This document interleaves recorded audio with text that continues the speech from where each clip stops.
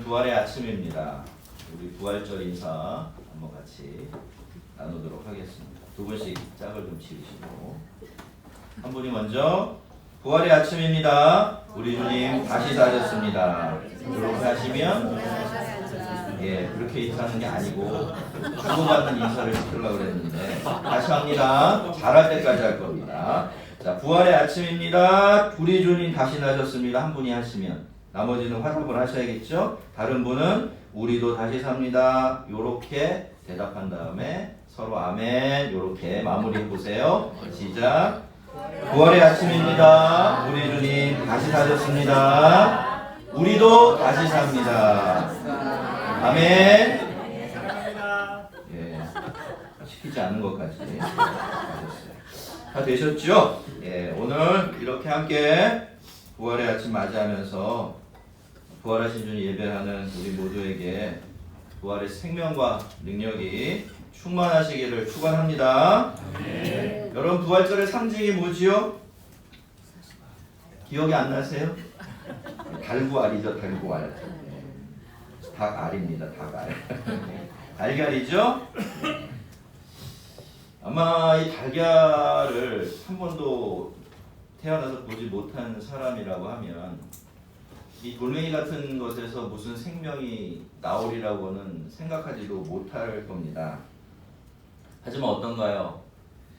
이 달걀을 어미닭이 20하루 품게 되어지면 그 죽음 같은 껍데기를 깨고서 거기서 새 생명이 나오죠. 사흘 만에 무덤을 깨고 나오신 우리 주님처럼 말입니다. 그래서 달걀이 부활절의 상징이 된 거예요. 그런데 여러분 우리는 좀 희한하게도요. 이 부활절의 달걀을 주고받을 때 생달걀이 아니라 삶은 달걀을 가지고 그렇게 하고 있죠. 완전히 죽여서 생명이 될 가능성을 완전히 없애버린 다음에 그걸 이렇게 불쑥 내밀면서 행복한 부활절입니다 라고 부활의 소망을 나누는 거예요. 왜 그럴까요? 왜 이렇게 하기 시작한 걸까요?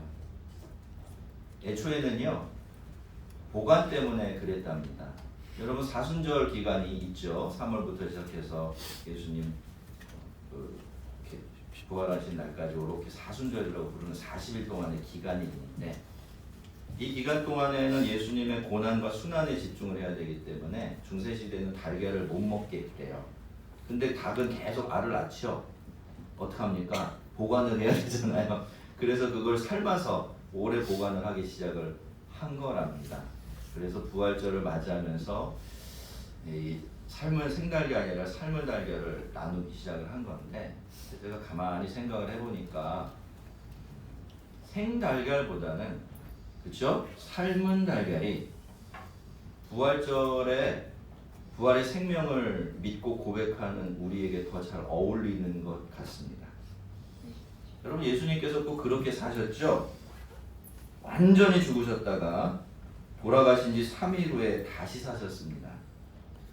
그래서 우리는 그렇게 삶은 달걀을 내밀면서 나도 다시 살 것이다 라는 우리의 믿음을 담대하게 고백하는 것이죠.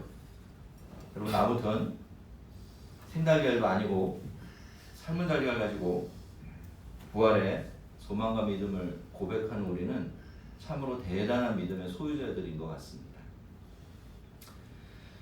내가 진실로 진실로 내게 이르노니 한 알의 밀이 땅에 떨어져 죽지 아니하면 한 알 그대로 있고 죽으면 많은 열매를 맺느니라.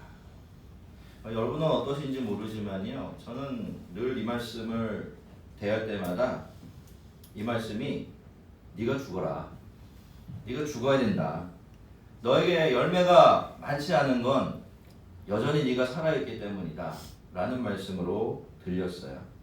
그래서 이 말씀을 만날 때마다 피하고 싶고 한숨만 쉬고 그랬죠.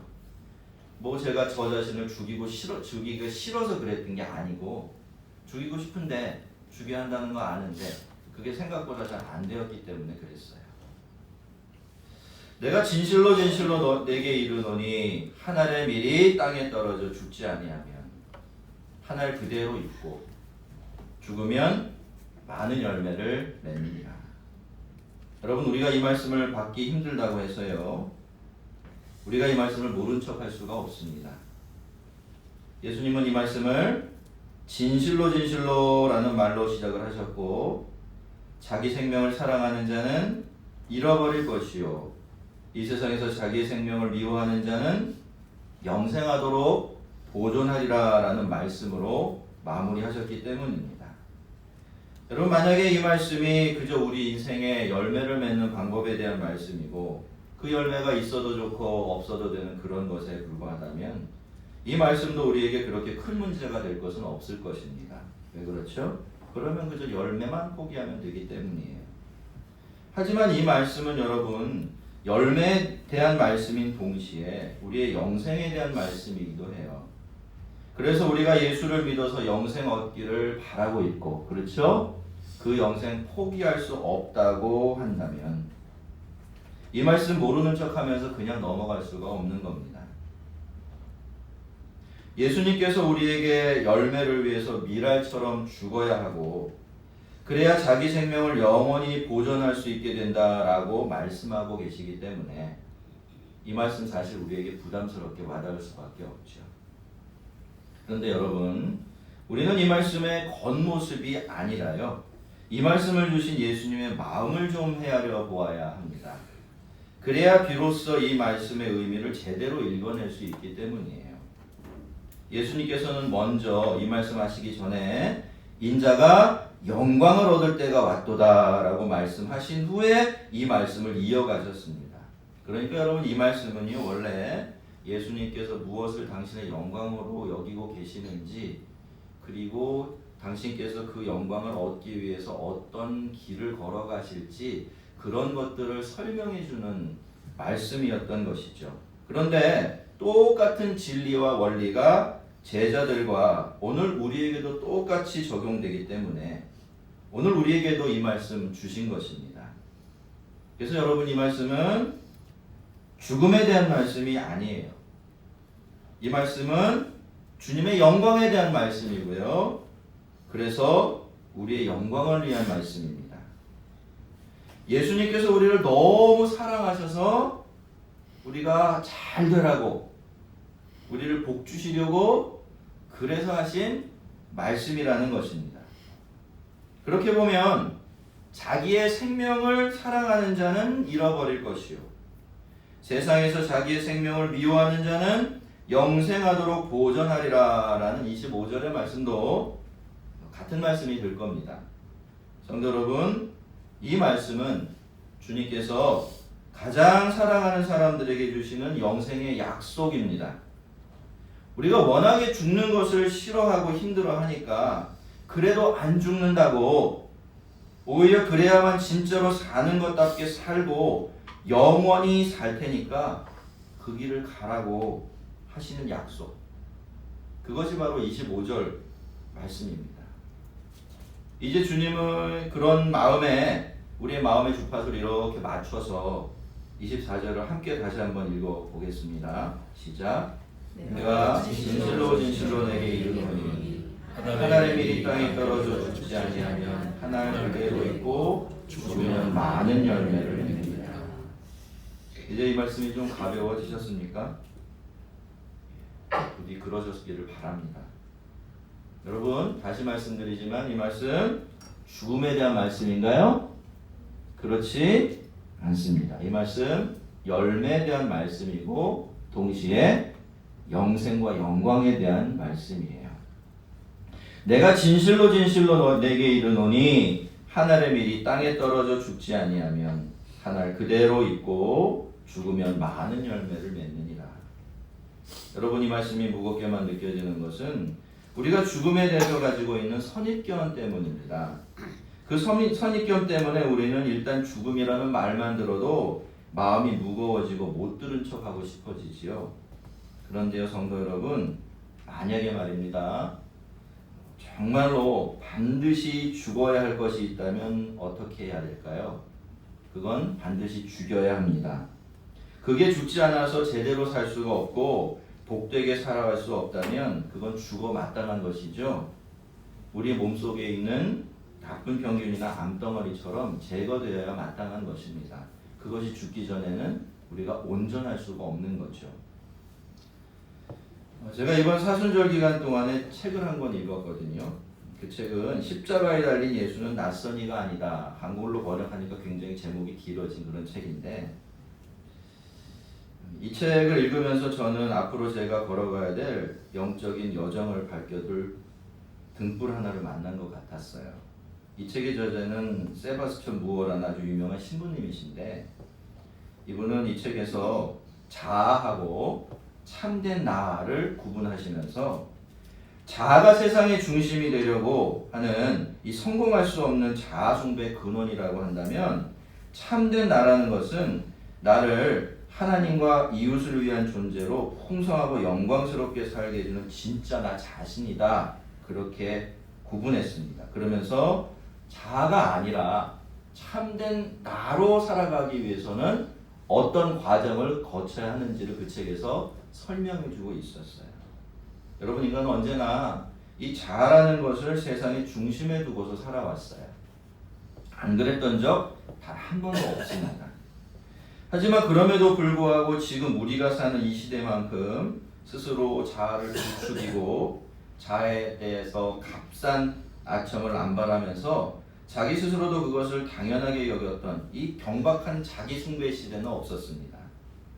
이제는 네가 하고 싶은 대로 살아라 라는 말이 가장 지혜로운 조언이 되었고요. 인생에 대한 불변의 진리처럼 대접받고 있을 정도입니다. 하지만 여러분, 정직한 사람들은 알고 있어요. 자아는요, 절대로 얼르고 달래고 적당히 아첨하면서 함께 살아가야 될 우리의 친구가 아닙니다.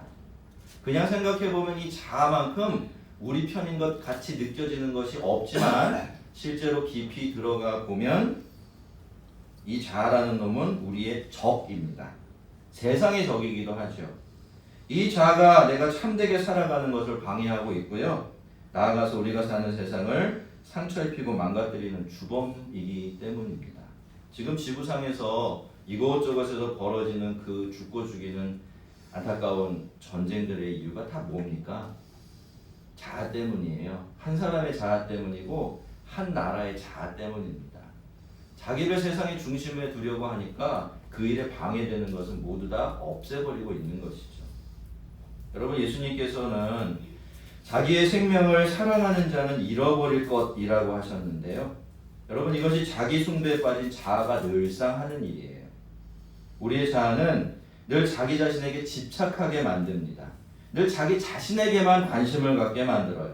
그것이 나의 행복이든 성공이든 다른 사람들의 인정이나 존경이든 아니면 자기 만족이나 영적인 만족에 이르기까지 자기 자신을 잘못된 방식으로, 그래서 절대로 성공할 수 없는 방식으로 살아가게 만드는 거예요. 그렇게 해서 결국에는 참된 나를 영원히 잃어버리게 만드는 것이죠. 애초에 그것은 진짜 사랑이 아니라 나르시즘이기 때문입니다. 여러분, 주님이 죽어야 한다라고 말씀하신 것은 우리의 참된 나가 아닙니다. 그것은 우리의 자아예요. 이 자아가 땅에 심겨지고 죽게 되어질 때 거기서 참된 나가 자라나기 시작해요. 그리고 그 참된 나가 나를 살게 하고 세상을 살리는 풍성한 열매로 바뀌어지게 되는 것입니다.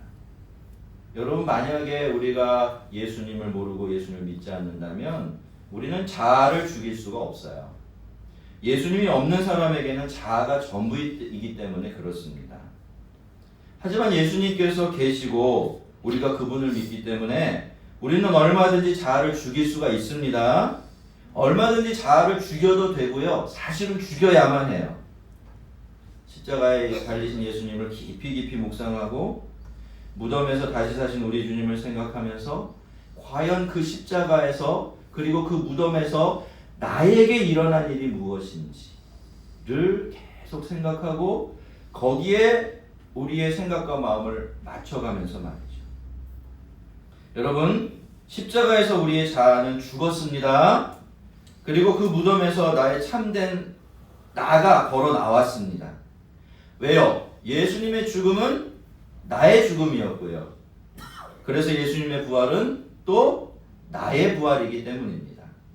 여러분, 우리는 그렇게 작게 죽고 또 다시 사는 일을 반복하면서 이 세상의 길을 가야 하고 참된 나가 살게 해주는 그 온전한 삶으로 가까이 나아가야 하는 것입니다.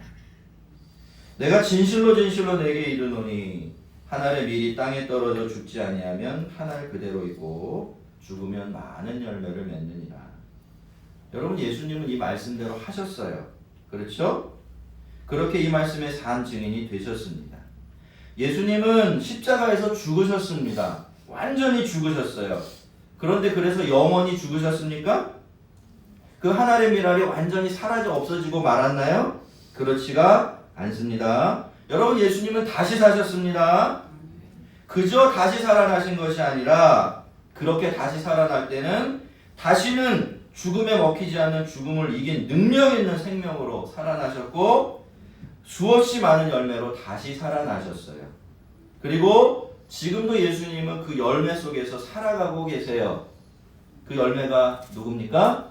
바로 저와 여러분들 예수 믿는 사람들이에요. 여러분, 우리가 예수 믿어서 예수 안 믿는 것보다 훨씬 좋지요? 너무나 든든하고 행복하고 기쁘죠? 다 무엇 때문입니까? 예수님께서 하늘의 밀알이 되어 땅에 심기워 주시고 거기서 수많은 열매가 나왔기 때문이에요. 그 열매가 바로 우리들이기 때문인 것이죠. 사랑하는 성도 여러분, 십자가에 달리신 우리 주님은 부활의 주님이십니다. 예수님께서 당신의 죽음으로 죽음을 이기신 거예요. 그래서 이제 예수 안에서는 죽음도 끝이 아니게 되었고, 그래서 우리는 죽어도 다시 삽니다. 오히려 더 풍성하게 살아요. 이 땅에 누추한 생명을 심어서 말할 수 없이 영광스러운 영원한 생명으로 다시 살게 되는 것입니다. 여러분, 그런데요, 이것은 우리의 육체적인 생명에만 해당되는 이야기는 아닙니다. 우리의 자아도 똑같습니다. 우리 주님은 지금도 살아계십니다. 죽음을 이기시고 부활하셨으니까 말이죠. 그래서 우리가 우리의 자아를 죽인다고 해도 우리의 자아는 사라지지 않습니다. 죽거나 사라져버리지 않는 것은 물론이고요, 그 죽음이 우리의 인생의 열매가 되고 영생이 되어지는 것입니다. 내가 진실로 너에게 이르노니 한 알의 밀알이 땅에 떨어져 죽지 아니하면 한 알 그대로 있고 죽으면 많은 열매를 맺느니라. 이 복되고 영광스러운 부활절 아침에 주님의 말씀을 따라 저도 여러분을 축복합니다. 사랑하는 성도 여러분, 꼭 죽어서 다시 사시기를 바랍니다. 자아를 죽여서요, 참된 나로 사세요. 그렇게 나는 죽고 예수로 살아가는 복된 인생 되시기를 바랍니다. 우리는 다 이미 부활하신 예수 그리스도 안에 있으니까 말이죠. 오늘 하나님께서 우리에게 죽음으로써 더욱더 살게 되는 이 부활의 능력과 은혜를 부어주셔서 그 안에서 살아가는 복을 누리게 되기를 주의 이름으로 축원합니다. 우리 같이 말씀 생각하면서 기도하겠습니다.